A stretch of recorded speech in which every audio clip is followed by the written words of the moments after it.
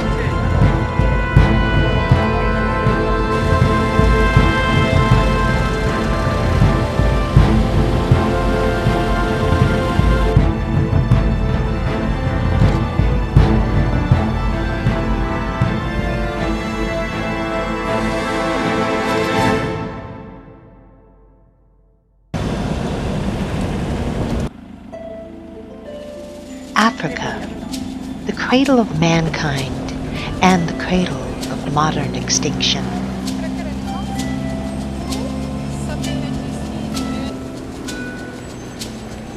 We're on the second chipping, microchipping of the day, trying to beat the sun, trying to beat the inevitable if something doesn't happen worldwide soon.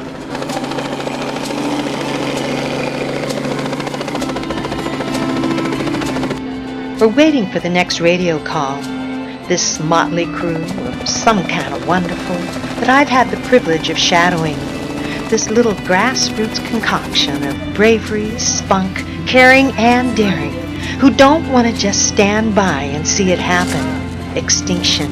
We are facing a modern extinction. Where does one begin to solve a war that has been orchestrated by syndicates, fueled by greed, and sustained by apathy? The most immediate thing we can do right now is protect what we have left. The darting of the rhinos is all part of an ongoing effort to build a national DNA database for all South Africa's rhinos. The aim is about gathering enough information about each creature to build watertight criminal cases against criminals should these animals be targeted. Warren and Leisha Moore introduced me to this group. They're the general managers of King's Camp in the Timbavati of Kruger National Park. Staying with them in the camp, you know they put great care into everything they do, including the raising of their two exceptional kiddos, Sviva and Kathan. They go to the Southern Cross School, also known as the School for the Planet. And that's where it all starts. It all starts with education. I dare say she's probably the only girl in the universe who has been tripped by a rhino. They are some of the few kids in the world who bear witness. They may be the last kids to see a live rhino. These people are my heroes, these soldiers of the bush. They are the first line of defense for these poor animals. It's a small band of people trying to do the impossible. To fight these crime consortiums and the corruption, it's going to take the whole world to appeal to their leaders to stop this and to educate the populace.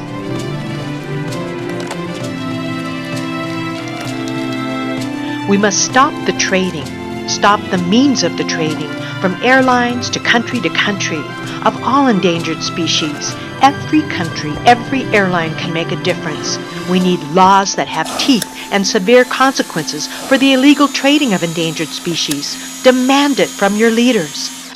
Use your voice to make a difference. The only way to stop the poaching is to educate the Asian people, appeal to their humanity, to stop the supply and demand. There was a documentary where many Asian people were interviewed. They were asked if they knew that elephants were being killed to get the ivory people are buying. Most of them said they didn't realize it. If we lose the rhino, the elephants are next. Tourism economies will collapse, causing more poverty and more conflict. The rural communities neighboring the game reserves will suffer. These animal issues are also human issues. Rhino have inhabited this earth for 50 million years. When we lose a rhino, we don't just lose a member of an ancient species. We lose a part of Africa's future.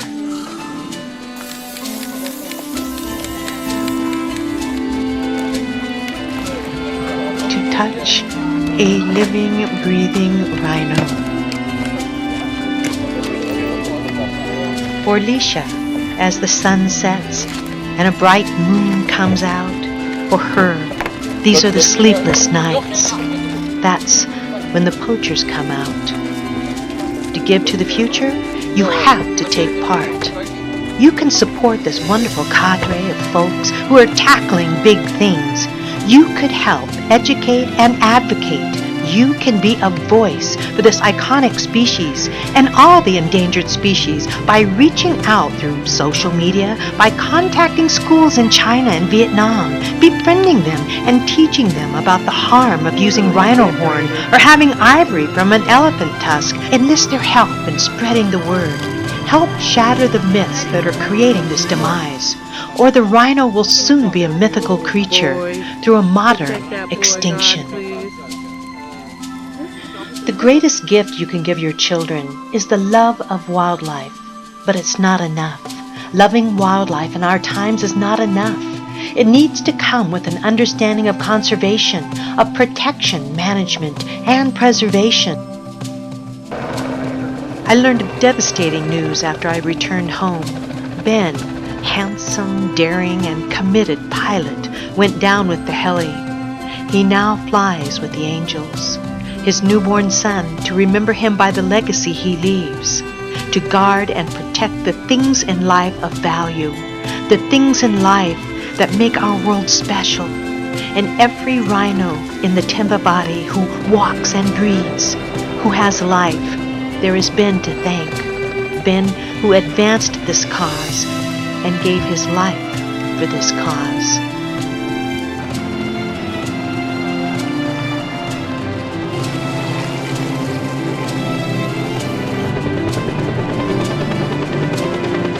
Leave an imprint. Help us while we can.